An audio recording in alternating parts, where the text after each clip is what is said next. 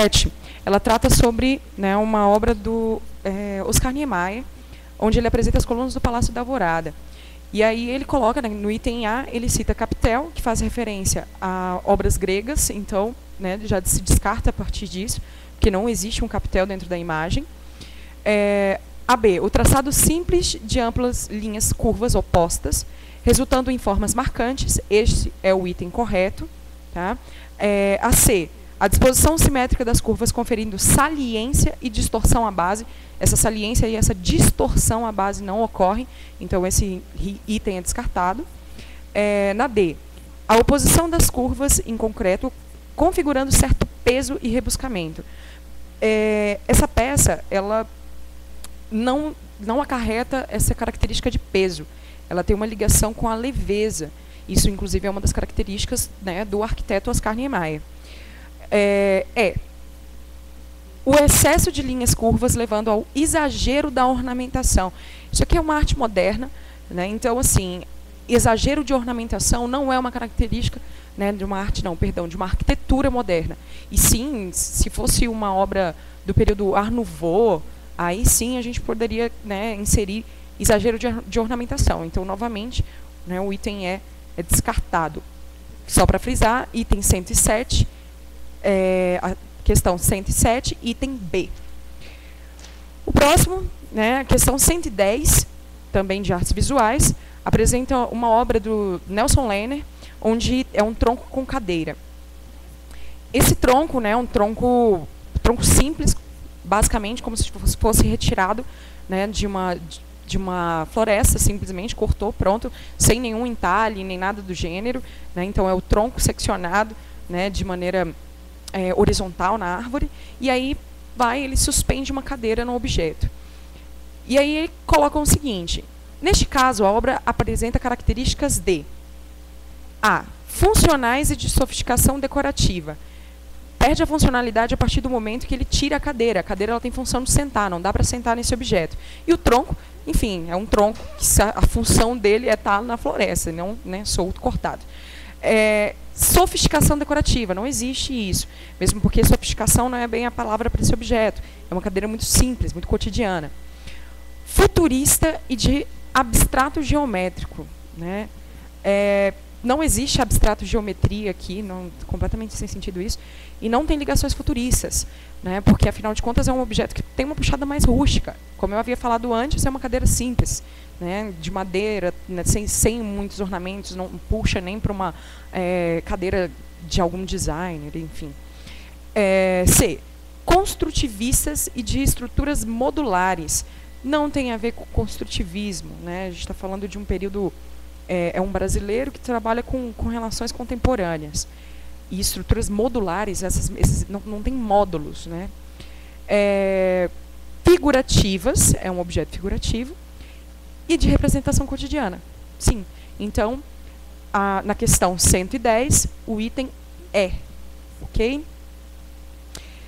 Questão 112. Muito engraçado, né? Texto 1 e texto 2, aí a gente tem duas figuras. Falando sobre o grafite, uma figura apresenta uma pintura rupestre e a segunda figura apresenta um grafite, né, uma arte urbana.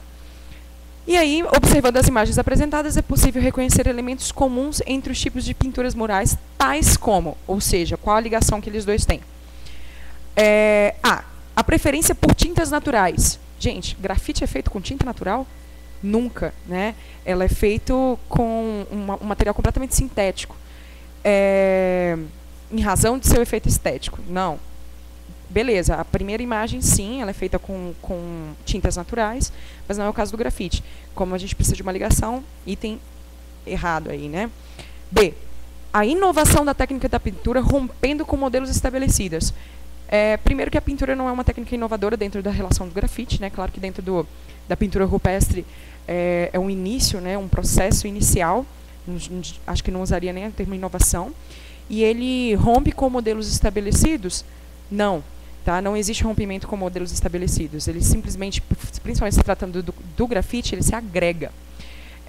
C. O registro de pensamento e das crenças na sociedade em várias épocas. Exatamente, né? Eles estão registrando o momento deles, as vivências, o que eles acreditavam, a partir das suas determinadas épocas. Então, essa é a ligação crucial entre, né, essas duas imagens. O uso exclusivista da arte para atender os interesses de elite. Nada a ver. Esqueci de ler a D, né? A repetição dos temas e restrição do uso pelas classes dominantes.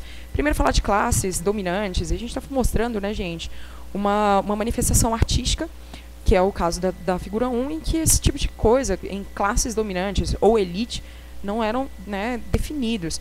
Claro que existiam divisões de trabalho, existia uma certa hierarquia, mas não era tão organizado ainda assim, para dividir como classes dominantes. E repetição de temas também, né, não cabe. Beleza, passando para a última questão de artes visuais, questão 114, que é uma imagem do Pablo Picasso, né, a Guernica, que é uma das imagens mais tradicionais. Isso é um caráter muito importante, galera, porque é uma obra de arte, a partir do momento que ela é clássica, que ela é extremamente conhecida, ou que deveria ser muito conhecida, algumas pessoas reclamaram bastante sobre o fato dela não estar colorida, de não ter uma impressão, que as cores não são fidedignas. Mas essa é uma obra que, teoricamente, todos vocês devem conhecer, principalmente quando se fala, né, de um concurso. Então, se eles quisessem citar a Guernica sem nem mostrá-la, era possível. Tá? É possível, porque, afinal de contas, é uma obra clássica e vocês têm que conhecer. Beleza. O item é o A, né, já que é o primeiro. Painel ideográfico monocromático. Tá? Ele tem umas variações de tons, mas ele tem uma predominância monocromática que enfoca várias dimensões de um evento, renunciando à realidade. Essa parte aqui, né, é um pouco confusa, mas enfim, né? Renunciando à realidade, colocando-se um plano frontal ao espectador. Eu ficaria na dúvida com relação à veracidade desse item, mas como os outros são completamente deslocados, né, então aí acabei fazendo a opção pela A. É a ideia do mais certo, né? B. Horror da guerra de forma fotográfica. Não existe fotografia nesse trabalho, tá?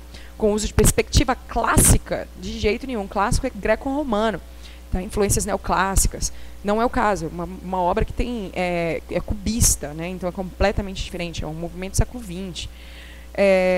Envolvendo o espectador nesse exemplo brutal de crueldade do ser humano. C.